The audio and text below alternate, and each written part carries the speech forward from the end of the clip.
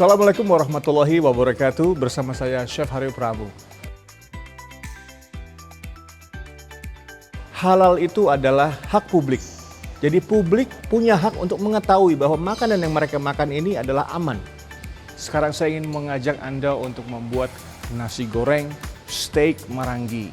Nah, sekarang kita akan buat steak maranginya dulu. Kita mulai langsung. Di sini ada sekitar 200 gram daging. Kita taruh semuanya.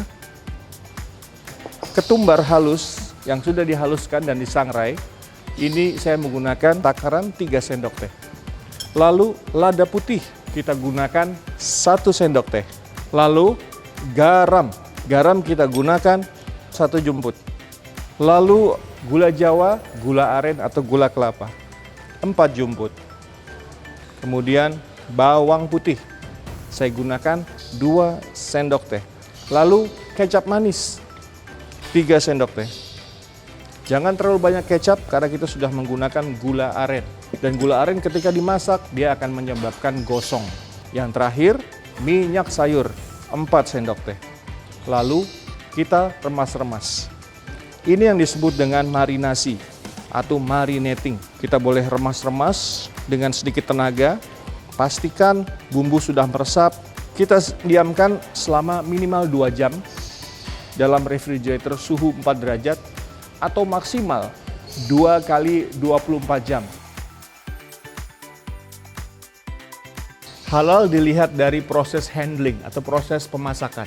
Makanan yang sehat adalah makanan yang jarak masaknya pendek. Misalnya, sebuah daging mentah dibumbui lalu ditumis. Nah, itu adalah syarat makanan sehat. Sekarang saya ingin membuat nasi gorengnya. Nasi gorengnya ini bertema sambal hijau. Saya nyalakan kompor dulu, siapkan api sedang, panaskan wajan. Lalu kita berikan 4 sendok teh minyak. Lalu kita tambahkan dengan 5 cabai hijau giling. Lalu kita tambah 1 sendok teh terasi Sidoarjo. Bawang putih, lalu kita tumis sambil kita besarkan api. Lalu masukkan nasi. Nasi yang dipakai adalah nasi kemarin ya, atau nasi perah. Kita masak perlahan-lahan saja dengan api sedang sampai tercampur rata nasinya. Sambil meratakan, saya ambil bubuk kari. Bubuk kari ini saya menggunakan 2 jumput. Nah, ini kita memasak menggunakan rasa. Untuk rasa, baunya wangi, sudah tercampur rata. Nasi goreng hijaunya sudah tersaji, sudah tercampur rata.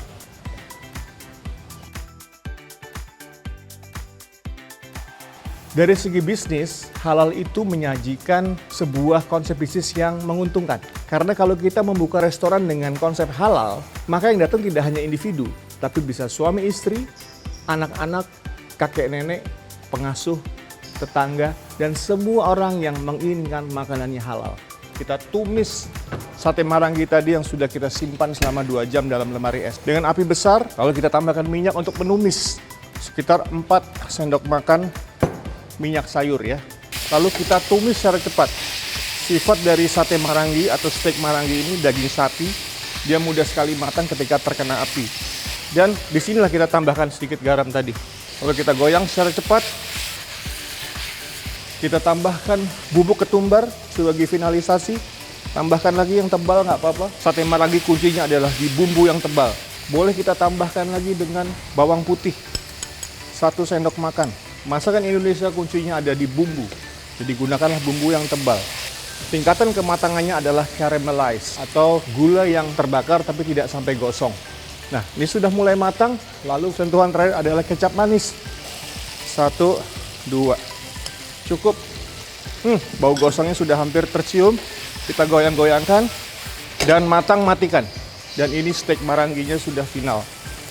Iya, kita taruh di on top-nya. Makanan halal itu adalah makanan yang mengandung nilai kebaikan. Jadi gunakanlah bahan-bahan lokal untuk membantu mengangkat ekonomi kerakyatan. Beras beli di petani, daging gunakan daging lokal. Bumbu-bumbu, Indonesia adalah negaranya bumbu yang organik.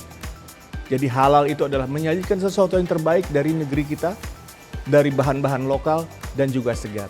Masya Allah. Acaranya di depan, secukupnya saja untuk mempercantik dan membuat warnanya agar cerah dan juga emping berkualitas.